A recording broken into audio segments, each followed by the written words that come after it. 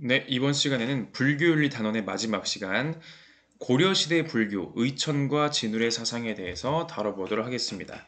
자, 기존에 석가모니, 계속 나오고 있죠. 석가모니, 그 다음에 인도, 그 다음에 중국, 그 다음에 한국불교 얘기 다루고 있었고요. 한국불교 중에서 신라시대 불교, 바로 원효가 되겠고, 신라 다음에 고려시대 불교, 의천과 진울 되겠습니다.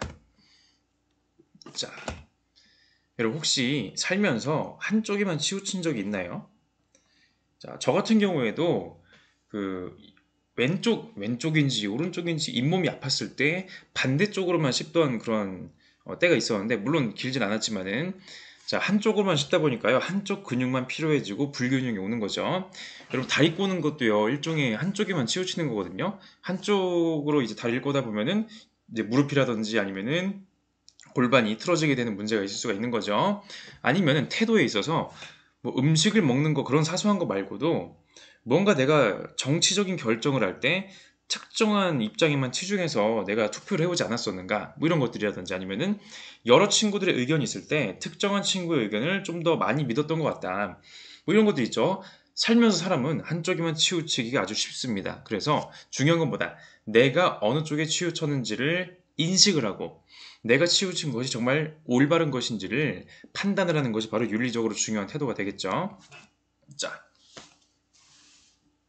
신라 말에, 자, 원효가 살던 시대에는요, 신라가 점점점 전성기를 구가하는 삼국 통일을 향해서 달려가고자 했던 그런 시대였다면은, 신라가 고구려와 백제를 멸망시키고 남북국 시대를 열었을 때, 발해와 신라가 있을 때 신라도 결국에는 망해가는 나라가 됩니다.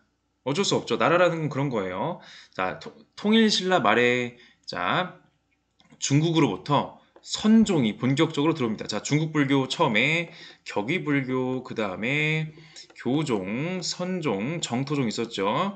우리 원효 시대에는 교종 위주였고요. 정토종의 요소도 일부 보였음을 우리가 확인할 수가 있었고, 이 선종, 바로 이 선종이 달마와 해능으로부터 발전한 이 선종이 바로 들어오게 됐다. 본격적으로 유입이 되면서 교종과 함께 발전했다고 하네요. 자, 선종, 여러분 아시다시피 경전이 중요한 게 아니라 뭐가 중요하다? 내 마음에 불성이 있는지를 깨닫는 것이 중요하다. 이게 바로 선종이 요구하는 수행의 방법이었죠. 언어나 문자에 의존하지 말고 불림 문자, 자, 이심전심, 직지인심, 뭐 견성성불, 뭐 이런 식의 내용들이 있었던 기억이 나실 겁니다. 뭐 도노라든지. 자, 이제 신라에는 이제 9개의 산에 선문들이 있었다. 그 유명한 선종 사찰이 9개가 있었다라고 해서 구산 선문이라고도 합니다. 자, 뭐 수미산, 뭐 사자산, 성주산 뭐 등등 있네요. 자, 이때 중요한 건 뭐다? 우리 항상 정치적인 상황하고 떼놓을 수가 없는 게, 원효가 신라인들을 하나의 마음으로 통합을 했을 때는요, 신라가 강성해지는 시대에 통합의 힘이 발휘되는 것이고, 반대로 신라가 망해가는 시대에는요, 중앙의 힘이 지방 곳곳으로 미치지 못합니다. 이때 어떤 시대였다? 지방 호족들이 점점 힘이 세지면서 중앙 신라 정부의 말을 안 듣기 시작하는 시대에, 심지어는 신라에서 떨어져 나와가지고 뭐 후백제라느니 뭐 후고구려라느니 이런 식으로 지방 호족들이, 지방의 강력한 세력들이 나라를 이제 칭하면서 들고 일어나는 시대가 되었다. 자, 그런 식으로 지방 호족들이 이런 선문들을 이제 후원하게 되는데, 무슨 말이냐? 기존의 왕실 중심 불교는 교종이었죠. 새로운 정치 권력, 새로운 시대에는요, 새로운 사상이 필요합니다. 그래서 지방 호족들은 기존의 왕실과 친한 교종 대신에 새로 들어온 선종을 통해서 새로운 정치적 권위와 새로운 종교적 권위를 함께 가고자 했었던 그런 의도라고 보셔도 좋을 것 같아요. 자, 하여간 그러한 대립들이 결국에는 고려에 의해서 통합이 되고요. 여러분, 태조왕건 아십니까? 왕건에 의해서 이제 건국된 고려가 결국엔 이제 후백제와 신라를 통합을 해서 새로운 이제 국가 체제로 이제 나아가게 되는데, 자, 고려 시대에 이 교종과 선종의 대립이 상당했다고 합니다. 고려는요, 과거 시험으로 승과라는 시험이 존재할 정도로 승려가 인정받는 불교 국가였어요. 고려는 대놓고 불교 국가입니다. 뭐 태조 왕건의 유훈에도 이제 그런 불교를 이제 잘 이제 불교 신앙을 잘 유지하고 뭐 이런 식의 불교 행사를 잘 개최하고 이런 식의 내용들이 나올 정도로. 자, 근데 그 나라의 기틀이 되어야 될 승려들이 스님들이 교종과 선종으로 나뉘어서 대립하고 갈등하고 싸우고 있어요. 당연히 불교 국가에서 스님들이 싸운다? 이거 국가적인 문제입니다. 이거 그냥 무시할 수가 없는 문제예요. 그래서 교종과 선종의 이런 대립을 지양하고자 하는 움직임, 더 이상 이렇게 싸우지 말자 하고자 하는 그런 움직임은 계속 있어 왔습니다. 이때 대표적인 인물 의천, 대각국사 의천이 되겠습니다. 의천은요, 고려 문종의 네 번째 왕자, 왕자예요, 왕자. 신분부터가 왕족이죠. 뒤에 이제 숙종이 되는 이제 형님이 있고요. 송나라로 유학을 가가지고 이제 고려시대 저 당시에는 이제 중국에 있던 한족 국가가 이제 송나라였죠. 송나라 가서 귀국 후에 기존의 불교계 분열을 비판하면서 송나라에서 수입해오는 천태종을 고려에서 창립합니다. 해동 천태종이 되겠죠. 해동 천태종을 이제 제시하면서 화해시키려고 하면서 어떤 입장을 따르고자 했다? 무엇을 계승했다? 바로 원효의 화쟁사상을 계승했다는 것입니다. 원효를요, 단지 원효 스님이 아니라 단지 원효 대사가 아니라 원효 보살이라고 생각했어요. 원효는 어떤 존재다? 이 세계에서 중생들을 이끌어주는 보살이었던 거예요. 그만큼 의천이 보기에 원효의 이런 화쟁사상이 품고 있는 사회적인 함의가 크다는 것이죠. 자, 모년 모월 모일에 불법을 구하는 승려 모는 삼가 다가와 재물을 갖추어 해동 교주 원효 보살에게 제사를 올립니다. 오직 우리 해동 보살만이 성종과 상종을 융회하여 밝히고 고금을 한데 포괄하여 백가 쟁론의 단서를 화합하고 일대 지극히 공정한 논의를 얻었습니다. 티끌과 함께 해도 그 진여는 절대적 진리는 더러워지지 않고 빛을 부드럽게 해도 그 실체는 변하지 않습니다. 그래서 그 명성이 중국과 인도에까지 떨치고 그 자비의 교화가 이승과 저승까지 미쳤으니 이를 찬양하는 것이 어디에도 비교하기가 어렵습니다. 모는 다행히 오랜 인연으로 일찍이 불교를 사모하여 선철들의 사이를 두루 살펴보았으나 우리 성사보다 뛰어난 이는 없었습니다.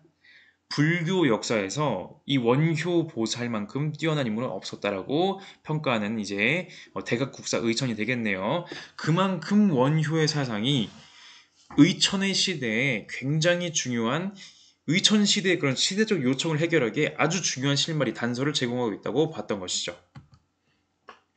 자, 나의 스승은 누구? 원효. 나의 스승은 관도 배우지 않으면 안 되고 직관수행은요, 마음을 보는 수행이에요.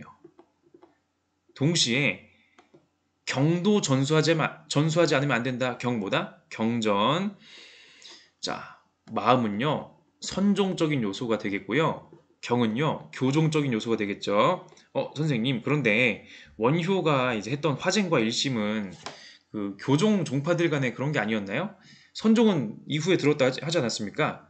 자, 그렇긴 한데 이제 애초에 교종 선종이라는 구분 자체가 이게 아주 새로운 게 아니라 애초에 모든 불교 이론들이 다 석가모니로부터 출발했거든요. 마음수행? 이거 석가모니도 했던 거 아닙니까? 보리수나무 아래에서 극단을 피하는 중도의 수행을 했어요. 선정? 석가모니도 했던 거예요. 마음수행이 있었던 겁니다.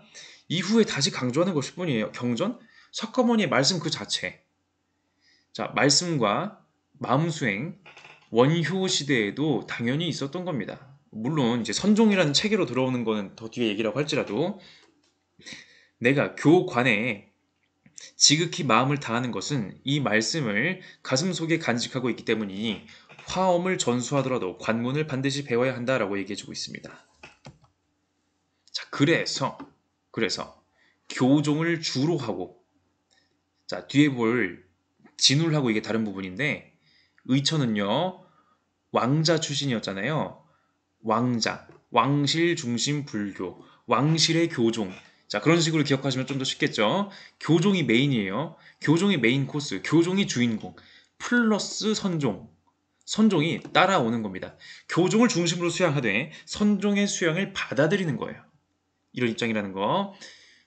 교종과 선종의 조화가 이런 식이었다는 거. 그래서 내외 겸전, 교관 겸수 이런 용어들을 이제 사용했고요. 내외 겸전은 뭐다? 교종의 수양 방법. 외 바깥 수양을 말하는 거야. 바깥 수양. 내 마음 바깥에 있는 경전으로부터 배우는 게 바로 외적인 수양이에요. 또 내적인 수양, 내 마음 안에 있는 것. 뭐다? 불성. 내적인 수양, 선종의 수양 방법이죠.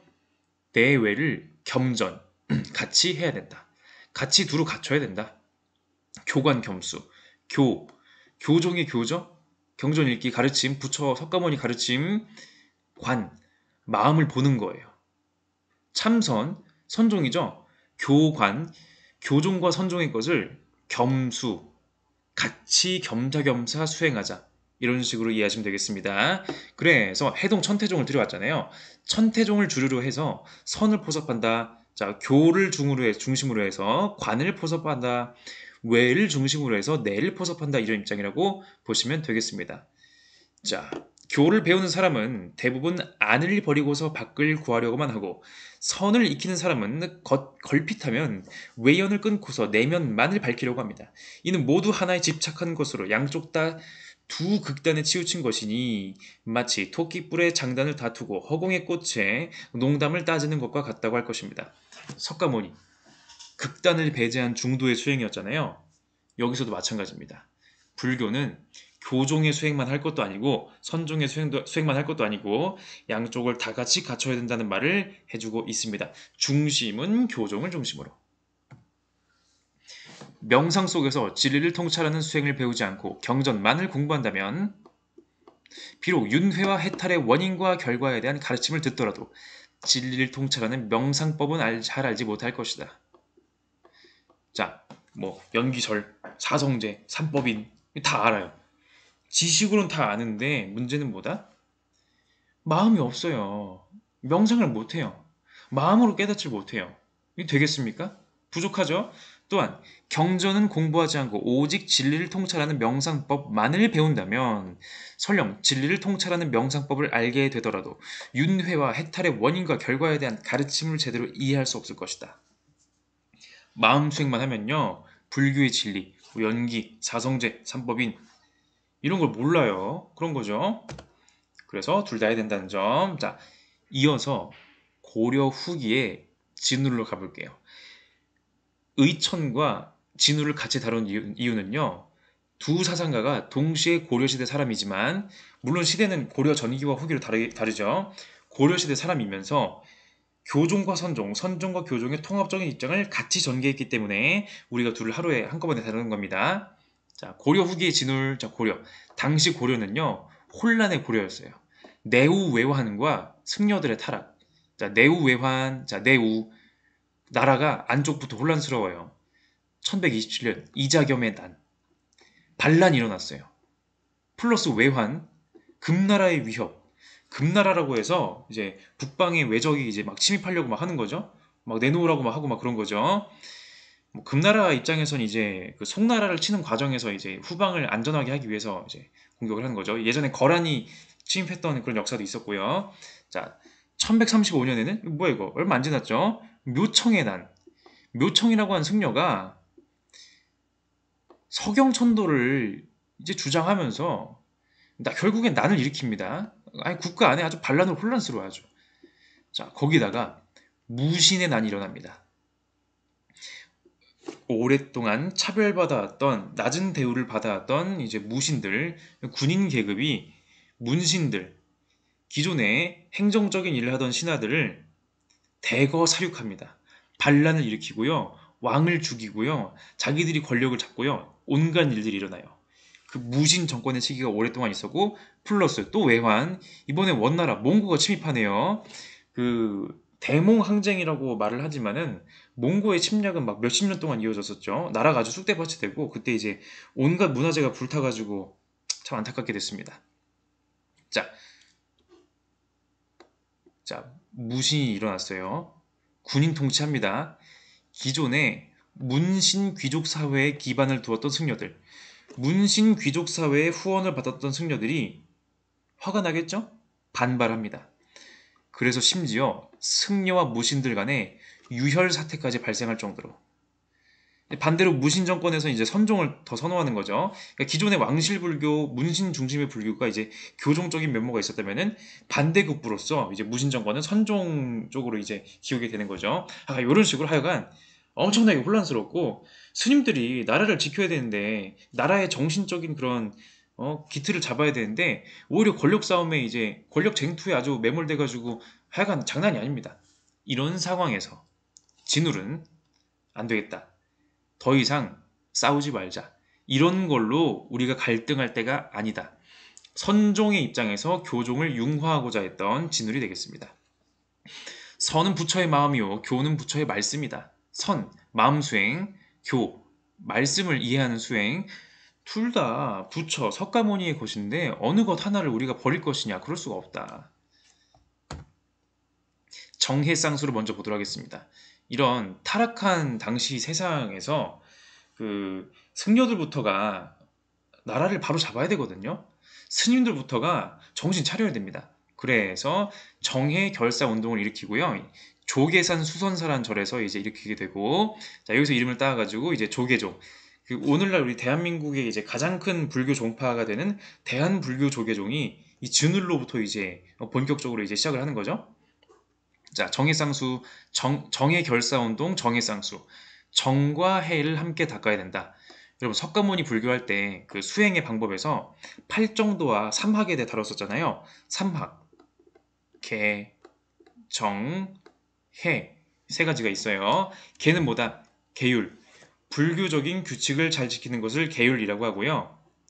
정, 고요한 마음, 마음의 평화, 마음 수행을 말하는 거예요. 해, 해는 뭐다? 반야라고도 하는 그런 지혜를 말하는 거죠. 대승불교에서는 반야.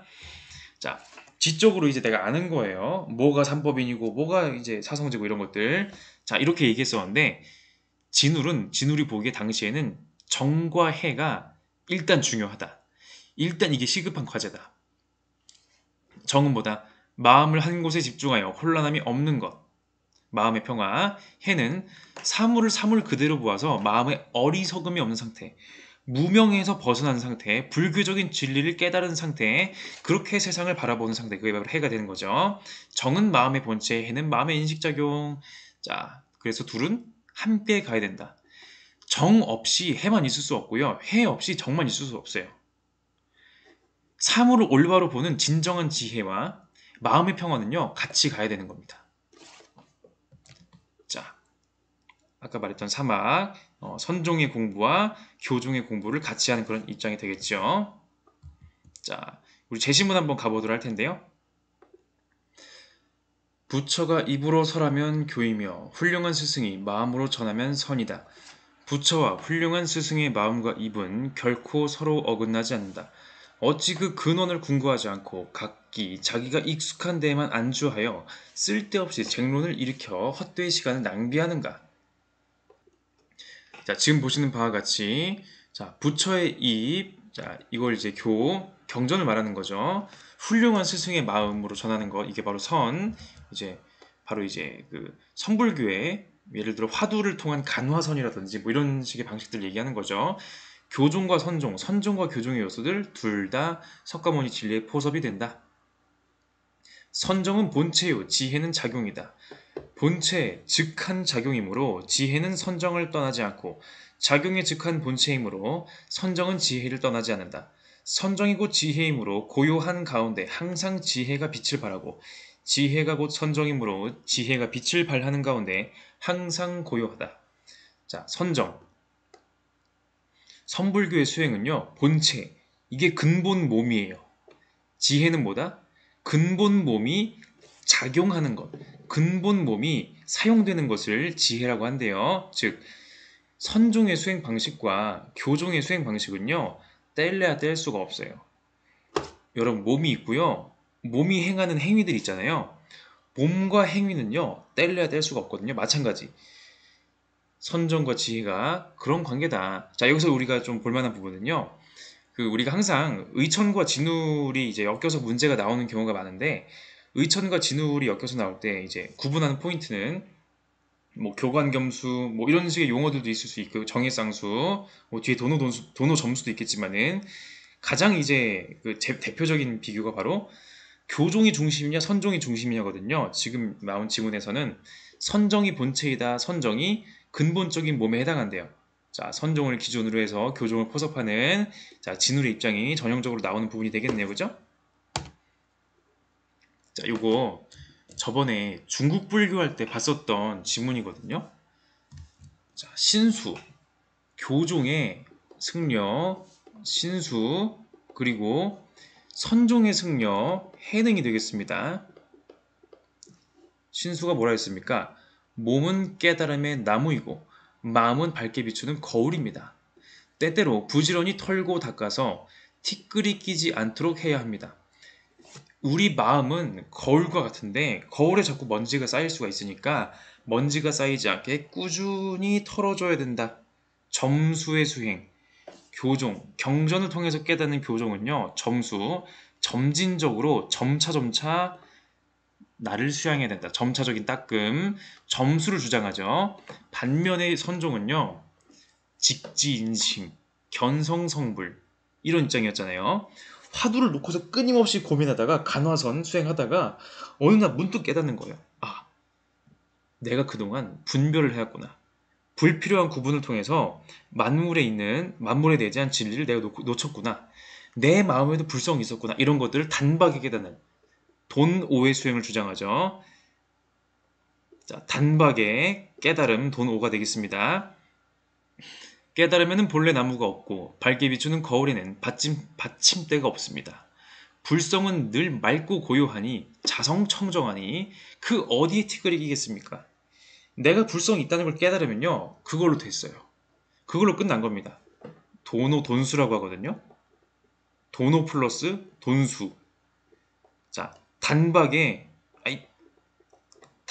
깨닫고요. 단박에 수행된 거예요. 점수랑 돈수랑은 반대 뜻인 거죠. 자, 진울은 둘을 통합했죠. 선종의 돈오와 교종의 점수를 가지고 와서 도노 점수라고 주장했습니다. 여기서 도노가 앞에 온다는 점에서 우리가 그 선종을 앞세우는 선종을 중심으로 포섭했다는 거 우리가 한번 짐작해 볼 수 있겠네요. 그죠? 자, 도노 점수 단박에 깨닫고 단박에 깨우치고 끝나는 게 아닙니다. 점차적으로 번뇌, 마음의 더러운 먼지들을요 제거해야 돼요. 한 방에 깨닫고 끝나는 게 아닙니다. 도노 돈수 아니에요. 도노 점수다. 나중에 그 현대에 와서 20세기에 와서 그 성철 스님의 그런 비판도 있긴 했었죠. 선종의 근본은 도노 돈수인데 우리 그 보조국사 진울은 도노 점수라고 주장하는 게 선종의 그것이 맞냐 뭐 이런 식으로 뭐 비판한 내용도 있었는데 뭐 그런 것까지 여러분이 뭐 수능을 위해서는 뭐 안 봐도 되는 부분이긴 하지만은 뭐 그런 비교가 있다는 것 정도. 어쨌든 진울의 입장은요 뭐다? 선종과 교종을 통합하는 것이고요. 선종을 중심으로 했기 때문에 도노 점수라고 주장한다는 거. 자, 단번에 진리를 깨우친 뒤 번뇌를 점차 차차 소멸시켜간다. 도노는 뭐다? 내 마음이 부처임을 깨닫는 거예요. 자각, 스스로 깨닫는다. 나에게 불성이 있음을 깨닫는 거예요. 모든 중생이 불성을 가지고 있다. 참다운 나, 불성을 가진 모습이다. 자, 깨달았어요. 근데 문제는 뭐다? 깨달았으니까 끝? 이게 아니에요. 왜냐면요. 진울이 보기에는 도노하더라도 일단 깨달았어도 오랫동안 살면서 쌓고 쌓아왔던 잘못된 인식들, 편견, 선입견, 그리고 나쁜 습관들, 뭐 정신의 습관, 무슨 습관이든지 간에 이런 습관들을 나쁜 일에 그런 찌꺼기들을 습기라고 하거든요. 이 습기는 바로 없어지는 게 아니에요. 그래서 이 습기를 제거하기 위해서 꾸준히 점진적이고 지속적으로 계속 없어질 때까지 계속 수행해야 된다. 깨달았지만 수행은 계속된다. 점수가 되겠습니다. 무릇 도에 들어가는 문은 많지만 요체를 말하면 도노와 점수 두 가지에 지나지 않는다. 비록 도노와 돈수는 최상의 근기를 가진 사람이 들어갈 수 있는 것이라고 하지만 자, 도노 돈수 우리 앞서 보았던 해능이 말하는 게 도노 돈수거든요. 선불교에서는요. 도노 돈수가 최상의 근기, 그러니까 최고의 자질을 가진 사람, 해탈을 위한 최고의 정신의 상태 이런 걸 가진 사람이 하는 게 바로 도노돈수예요. 그러니까 딱 깨닫고 나서 끝! 이게 도노돈수거든요. 근데 만약 과거를 미루어 볼 것 같으면 이미 여러 생에 걸쳐 깨달음에 의거하여 수행을 하면서 점차 익혀오다가 금생에 이르러 드는 즉시 깨달아 일시에 모든 것을 마친 것이니 실제로 논한다면 이 또한 먼저 깨닫고 뒤에 닦은 것이다.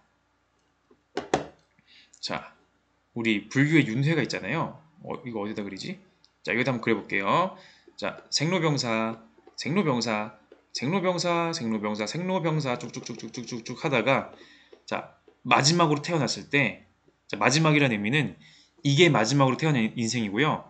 그 뒤에는 해탈, 열반에 들었기 때문에 더 이상의 윤회의 생로병사는 없는 거죠. 자, 마지막 생애가 있어요.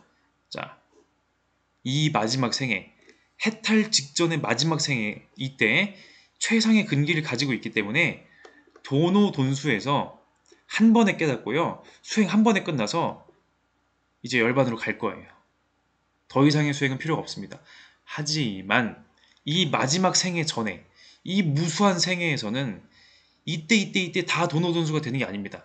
도노돈수가 최고의 단계인 거 맞는데 도노돈수를 마지막 생애에서 하려면 그 이전에 끊임없이 점차 익혀오다가 도노 점수들의 수행을 계속 해와서 쌓고 쌓은 것이 마지막에 도노 돈수가 되는 거예요. 자, 지금 여기 살고 있는 우리 많은 중생들, 이 사람들 다 지금 마지막 생을 살고 있는 걸까요? 아닐 경우가 더 많겠죠. 자, 기본적으로 뭐다? 도노 점수가 기본적인 수행입니다. 도노 했는데 습기가 아무것도 없어. 그럼 도노 돈수 되는 거예요. 그렇지 않으면 습기가 있다면 잘못된 인식 이런 게 있었다면은 정신적인 나쁜 습관 이런 거 있었다면은 도노 점수 하셔야 됩니다. 물론 먼저 깨닫고 뒤에 닿는 것이다. 도노 점수라는 순서는 계속 이어져야죠. 선오후수라고도 합니다. 먼저 깨닫고 나중에 닦는다. 도노가 일단 먼저예요. 먼저는 도노고요. 점수는 그 다음입니다. 자, 여기서 이제 또 선불교 위주의 그런 수행 방식임을 또 알 수가 있겠죠. 점수문에 속하는 열등한 수행이더라도 마음을 다스린 데에는 필요하다. 자, 도노 점수 중에 점수는 뭐다? 열등한 수행이래요. 도노가 점수보다 더 훌륭해요. 더 수준 높은 깨달음이에요. 더 중요한 수행의 먼저 근본이에요. 그렇지만 필요하다. 있어야 됩니다. 도노만 하고 아무것도 안 한다? 소용없어요. 망상이 들끓으면 우선 선정으로 마음을 다스려 본래의 고유함으로 되돌리고, 즉 내게 불성이 있음을 깨닫는 자성청정한 마음을 알게 되고, 그리고 지혜로, 여기서 말하는 지혜는 이제 경전을 통한 깨달음이라든지 이런 것들 말하는 거죠. 교종의 수행 방식. 지혜로 멍한 상태를 다스리면 결국 대자유인이 될 것이다. 선오후수의 경지. 그러나 도노 점수. 도노도 중요하고 점수도 중요하다. 이런 취지를 꼭 기억하시고요. 자, 점수란 비록 본래의 성품이 부처와 다르지 않음을 깨달았으나, 불성을 깨달았어요. 오랫동안 익혀온 버릇, 갑자기 버리기 어려우므로 깨달음의 의지에 닦아 차츰 공이 이루어져서 성인의 태를 길러 오랫동안을 거쳐 성인이 되는 것을 말한다. 자, 점수를 통해서 더 완성된 인격이 돼야 되는데, 점수의 근거.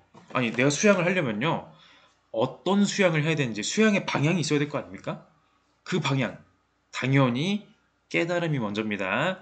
깨닫는 게 먼저예요. 자, 이견왕. 요즘 수도인들은 어째서 한 사람도 신통 변화를 부리지 못합니까? 바라제 존자. 요즘 도를 배우는 사람들이 입으로 곧잘 진리를 말하면서 마음은 게을러 빠져 도리어 분수밖에 잘못을 범하고 있으니 다 그대가 의심하는 것과 같은 데에 떨어진 것이다.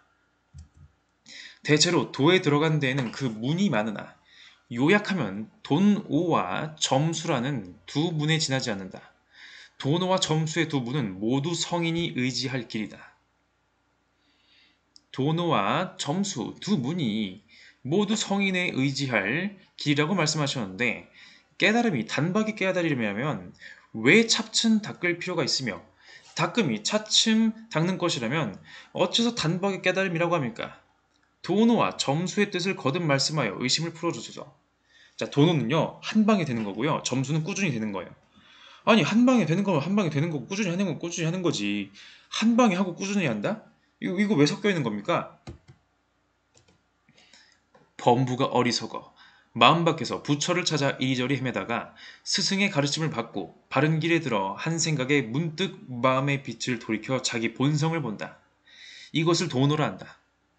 본성이 부처와 다름이 없음을 깨닫긴 했지만 끝없이 익혀온 버릇을 갑자기 없애기는 어렵다.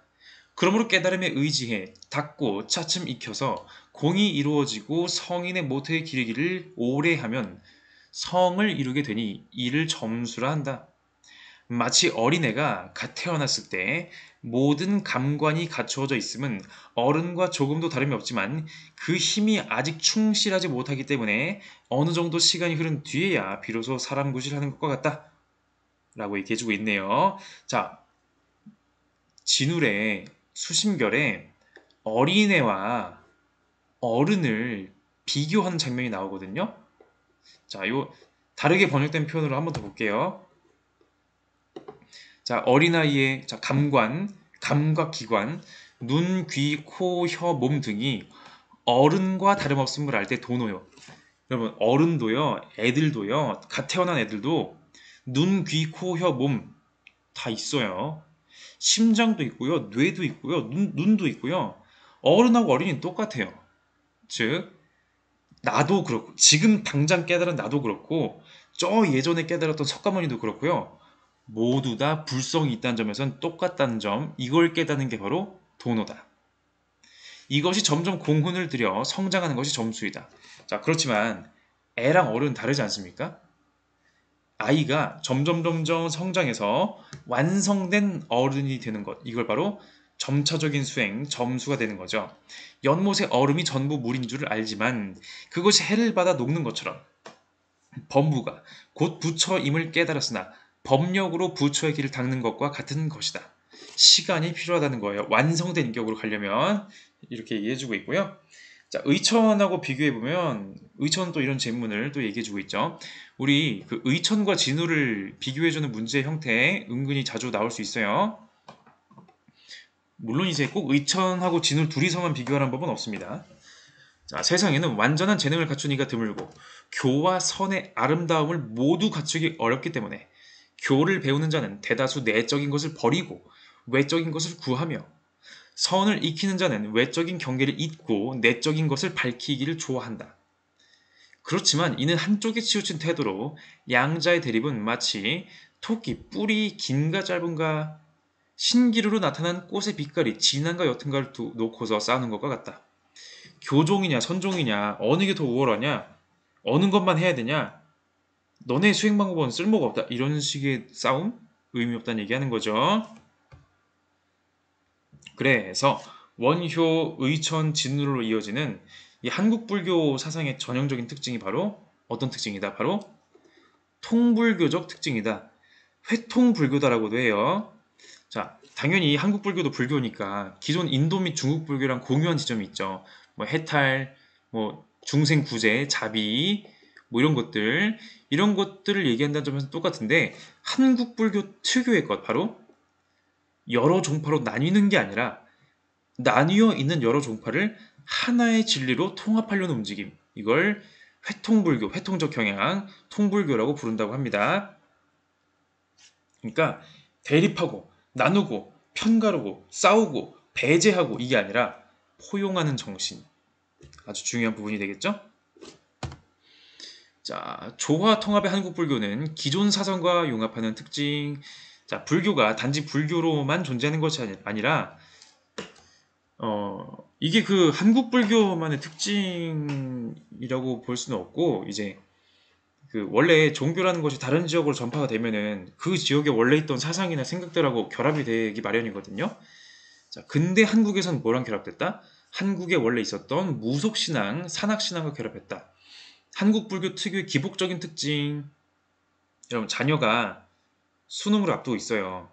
부모님이 절에 가셔가지고 막 100일 동안 절하시고 막 그런 거 있잖아요.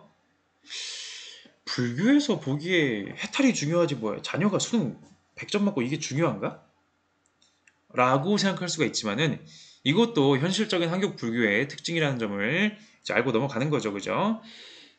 그리고 유교라든지 다른 사상과도 이제 광범위하게 접촉하면서 변화를 모색했다. 이건 이제 아까 예전에 보았던 원광법사의 그런 세속 오계라든지 아니면은 그 고려에서 조선으로 넘어갈 때 고려는 불교 국가였고 조선은 성리학 국가였거든요. 성리학 국가인 이제 조선에서 불교를 맹비난하는 그런 이제 불시잡변이라든지 이런 책들이 막 나오는데 거기에 대한 이제 반박으로서 이제 유교적인 내용하고 불교적인 내용이 이렇게 무조건 대립하는 것은 아니다. 불교에서도 부모님에 대한 존중이라든지 이런 마음이 있다. 이런 얘기하는 식으로 이제 다양한 사상들과 접촉하는 그런 불교적인 모습이 있겠고요. 또 재밌는 특성은 호국 불교가 되겠습니다. 살생하지 마세요. 모든 존재는 인드라망, 연기에 의해서 엮여 있습니다. 하지만 외적이 쳐들어오면요. 나라를 지키기 위해서 몸소 싸움터로 나섭니다. 산속에 숨어 들어가는 게 아니라 지금 외적의 침입으로 인해서 온갖 괴로움과 고통에 의해 극심하게 신음하는 중생들을 외면할 수가 없는 거예요. 이것도 어쩌면 자비의 표현이라고 할 수도 있는 것이고, 자, 그 몽고가 쳐들어옵니다. 몽고가 쳐들어올 때 김윤후라는 스님이 자 활을 쏴서 적장 살리타를 사살하는 일이 있었어요. 임진왜란이 터졌을 때 사명대사, 서산대사 등등 승병을 이끌고서 외적을 물리치는 이런 식의 일들도 있었고요. 여러분 아시는 팔만대장경도 호국불교 정신에서 만든 것이다. 국가의 위기를 불시음으로 극복하고자 하는 그런 마음이 있는 거죠. 국가가 위기에 빠졌을 때 알아서 해라, 뭐 망하든지 말든지, 이게 아니라는 겁니다. 자, 한국불교의 현대적 의, 자, 모든 존재가 상호 의존적 관계에 있다. 뭐 당연히 이제 연기적인 이제 관점에서 모두가 엮여 있으니까 뭐 사회 불평등, 고통받고 신음하는 인간 소외 현장 이런 거 우리가 무시하면 안 되겠죠. 뭐 또 이제 한국 불교의 통불교적 특징, 소통으로 포용하자. 현재 뭐 이념 대립, 지역 갈등, 세대 갈등, 뭐 남녀 갈등, 뭐 무슨 갈등, 온갖 갈등들에 대해서 포용하는 태도가 필요하다. 이거 굉장히 중요하다고 할 수가 있겠네요. 개인의 주체적인 수행을 강조하고 소유와 집착의 굴레에서 벗어나고자 한다. 진정한 자기를 발견하자. 내 마음의 불성을 깨닫자. 나눔의 가치, 자비의 정신 이런 것들 겸사겸사 기억하시면 되겠습니다. 자, 이렇게 불교로 할당된 단어는 다 마무리했고요. 우리가 춘추 전국시대에 유학사상 봤고요. 플러스 묵자 한비자, 도가사상 봤고요. 도교도 봤고요. 불교도 봤습니다. 이 내용들이 모두 반영되는 더 이후의 시대를 다루기 위해서 다시 중국으로 갈 건데 그거는 그 다음 시간에 만나보도록 하겠습니다.